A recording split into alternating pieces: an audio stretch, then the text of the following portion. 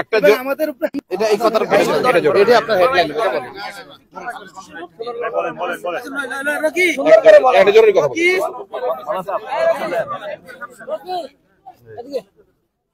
দ্রুত মনে কথা বলে শেষ ছিল।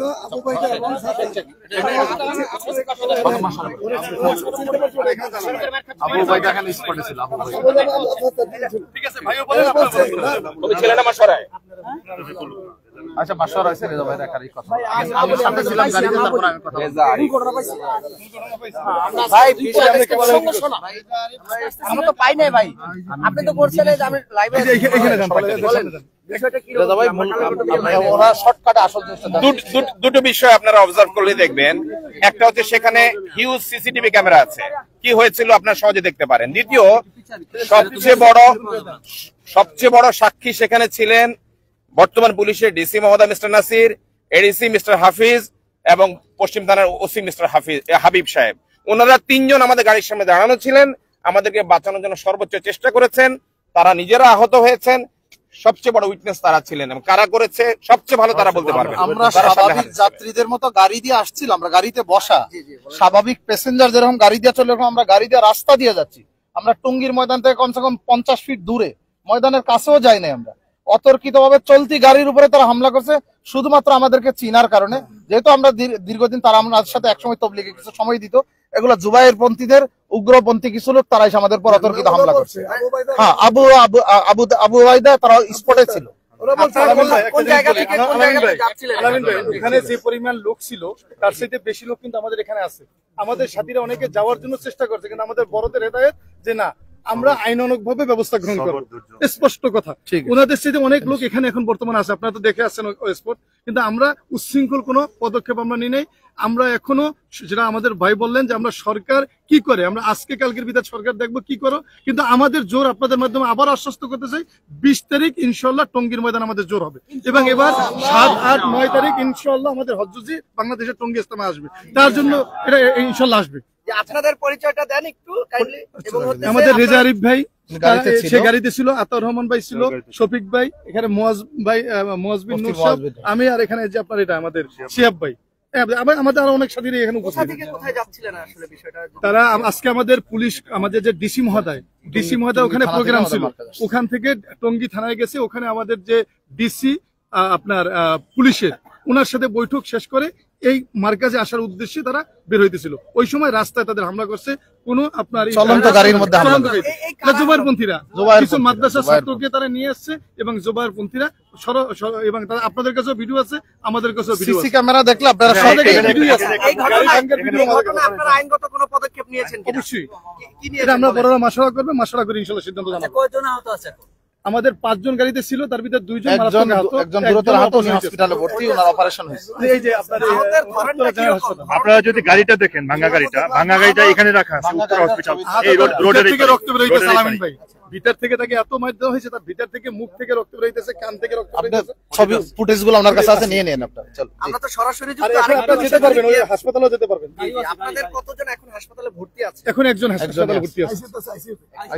এই ঘটনা কি আপনারা পরবর্তীতে আইনগত পদক্ষেপ কি নেবেন? এই ব্যাপারে আমরা মাশওয়ারা চলবে। এখন আমাদের একটু আগে তো ঘটনা হয়েছে, এ ব্যাপারে মাশওয়ারা করে বড়রা সিদ্ধান্ত জানাবো ইনশাআল্লাহ। মূল কথা তো বললাম, 20 তারিখে তো আপনাদের জোরস্তবার হওয়ার কথা, এটা কি আপনারা করবেন? অবশ্যই ইনশাআল্লাহ। অবশ্যই ভাই আপনাদের কোনো চ্যালেঞ্জ আছে কিনা? আপনারা মনে করেন কিনা যে 20 তারিখ আপনাদের মাস? আমাদের কোনো চ্যালেঞ্জ নাই ইনশাআল্লাহ। আমরা নিশ্চিত যে সরকার যে ওয়াদা করেছেন, ওয়াদা মতো সরকার আমাদেরকে বুঝিয়ে দেবেন। এই ব্যাপারে আমাদের কোনো রকম অস্বস্তি নেই, আমাদের কোনো রকম কনফিউশন নেই, কারণ সরকারের লোকজন সেখানে হাজির ছিলেন, তারা আহত হয়েছেন, তারা সব দেখেছেন, আর আমাদেরকে সরকারের জবান দেওয়া আছে। ইনশাআল্লাহ সরকার আমাদেরকে বুঝিয়ে দেবেন। আপনারা যদি ভাঙা গাড়িটা দেখতে চান, রোডের এই পারে গাড়িটা আছে, গাড়িটা যদি দেখেন আপনারা কতটা নৃশংস, এটা আপনি দেখতে পারবেন। আর 2 নম্বর জিনিস হলো, আমাদের যেহেতু জোর একেবারে আসন্ন, ওনারা জোরকে সামনে রেখে একটা সিন ক্রিয়েট করার জন্য চেষ্টা করতেছে। আরেকটা জিনিস আলামিন ভাই, আরেকটা জিনিস ভাইয়া কলিমুল্লাহ ভাই, 20 তারিখে এই উপলক্ষে কোনো আতঙ্ক বা কোনো টেনশন বোধ করতেছেন কিনা? আপনারা আপনাদের নিরাপত্তাহীনতা বুঝছেন কিনা? না, আগামী 20 তারিখে কেন্দ্র করে কলিমুল্লাহ ভাই, এখানে একটা কথা বলি আমি আপনাকে, সেটা হলো যে টঙ্গীর ময়দানে আপনাদের একটা ইতিহাস জানা দরকার। টঙ্গীর ময়দান বরাদ্দ হয়েছে জোর এবং ইজতেমা করার জন্য, তাবলিগ উন্নয়নের জন্য। এখানে লেখা আছে বরাদ্দপত্রে, তাবলিগের সাথীরা তাবলিগের জোর এবং ইজতেমা হবে, এই জন্য টঙ্গী ময়দান বরাদ্দ হয়েছে। গত আপনার 29 তারিখ তারা টঙ্গীর ময়দানে জোর করছে আমাদের ভাইরা। 2018 সালের পর থেকে তারা কখনো জোর করতে পারে নাই। গত আপনার 29 তারিখ থেকে তারা 5 দিনের জোর করছে। ওই জোর করার কারণে আমাদের যারা মুরব্বী আছে তারা তাদেরকে অভিনন্দন জানাইছেন এবং দোয়া করছেন যে আপনাদের জোর যাতে শান্তিপূর্ণভাবে হোক, আমাদের কোনো আপত্তি নেই, আমরা কোনো প্রতিবন্ধকতা সৃষ্টি করবো না, আপনাদের জোর যাতে শান্তিপূর্ণ হয়, মেহমানরা যাতে ভালো থাকে। এভাবে আমাদের চিঠি দিয়ে আমাদের যে বাংলাদেশের প্রধান মুরব্বী সৈয়দ ওয়াসিফুল হক সাহেব চিঠি দিয়ে সেটা অবগত করছে এবং মিডিয়ার মাধ্যমে আপনারা জানতে পেরেছেন। তারপরে আমাদের কথা ছিল যে তারা জোর করবে, কোনো সমস্যা নাই, মাত্র তাবলিগ যেহেতু তারা ইজতেমা আলাদা করে, আমরা ইজতেমা আলাদা করি, আমাদেরও জোরের তারিখ 20 তারিখ, সেই জোর আমরা করব, তারাও আমাদের এখানে কোনো প্রতিবন্ধকতা সৃষ্টি করবে না। সেই হিসাবে সরকারিভাবে সিদ্ধান্ত হয়েছে। আরো কিছু বিষয় আছে, সরকার আমাদেরকে বলছে যে আপনারা জোর করবেন ইনশাল্লাহ। এই জোরের ভিতরে যখন এটা তারা জানতে পারলো, বুঝতে পারলো যে আমাদেরকে ময়দান আমরা আসবো বা সরকার আমাদেরকে ময়দান দেবে, 2018 সালে সেম এইভাবে ঘটনা করছে। যখন ময়দান আমাদেরকে বুঝিয়ে দেবে, এই জিনিস জানার পরেই তারা সারা বাংলাদেশ থেকে বিভিন্ন বাচ্চা মাদ্রাসা ছাত্রদেরকে নিয়ে এবারও সেই ঘটনা করছে এবং তারা এইরকম একটা সিনক্রেট ঘটনা ঘটিয়ে তারা দেশের পরিস্থিতিও খারাপ করতে চায় এবং যাতে টঙ্গীর ইজতেমার ময়দানে ইজতেমাও না হয়, জোরও না হয়, এইটার জন্য তারা পূর্ব পরিকল্পিত কিছু আমাদের জোর ইনশাআল্লাহ স্পষ্ট কথা জোর আমাদের। একটা খুব জরুরি তথ্য হচ্ছে, আপনাদের মাধ্যমে এই কথাটা জানাতে চাই, সমস্ত অভিভাবক যাদের বাচ্চারা মাদ্রাসায় পড়েন তারা যেন দয়া করে সতর্ক হন। আপনার বাচ্চাকে আপনি মাদ্রাসায় পড়তে পাঠাচ্ছেন, অন্যের জায়গা দখল করা, অন্যকে বাধা দেওয়া, অন্যর গাড়ি ভাঙা, অন্যের মাথা ফাটিয়ে দেয়া, এই জন্য নিশ্চয় অভিভাবকরা তাদের এই ছোট ছোট বাচ্চাগুলি, নিষ্পাপ বাচ্চাগুলিকে মাদ্রাসায় পাঠায় না। অভিভাবকদের প্রতি আমাদের আকুল আবেদন, আপনার বাচ্চা কোথায় যাচ্ছে, কোথায় ব্যবহার হচ্ছে, দয়া করে খবর রাখুন। মাদ্রাসার মুহতামিম সাহেব এবং হুজুররা যারা আছেন, যারা পড়ান, উস্তাদরা, তাদের প্রতি আকুল আবেদন, এই বাচ্চাগুলো আমানত হিসেবে আপনাদের কাছে আসে, আপনারা তাদেরকে কোথায় ব্যবহার করতে হবে অন্য অনেকের চেয়ে ভালো জানেন। ওই জায়গাগুলোতেই দয়া করে বাচ্চাদের ব্যবহার করুন। অন্যের সাথে লাঠিয়ালি করার জন্য, অন্যের মাথা ফাটানোর জন্য, অন্যের গাড়ি ভাঙার জন্য আল্লাহর ওয়াস্তে বাচ্চাগুলোকে পাঠাবেন না।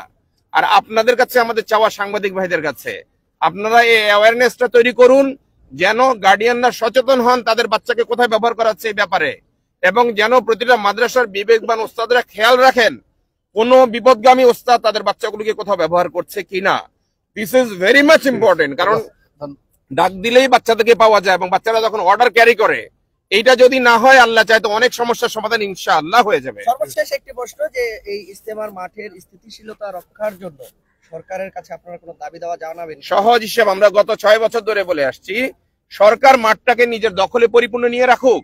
যার দরকার মাঠে জোর করবে, ইজতেমা করবে, প্রোগ্রাম করবে তবলিগের, সে অনুমতি নিয়ে করে নিক, আবার সরকারকে বুঝিয়ে দেখ।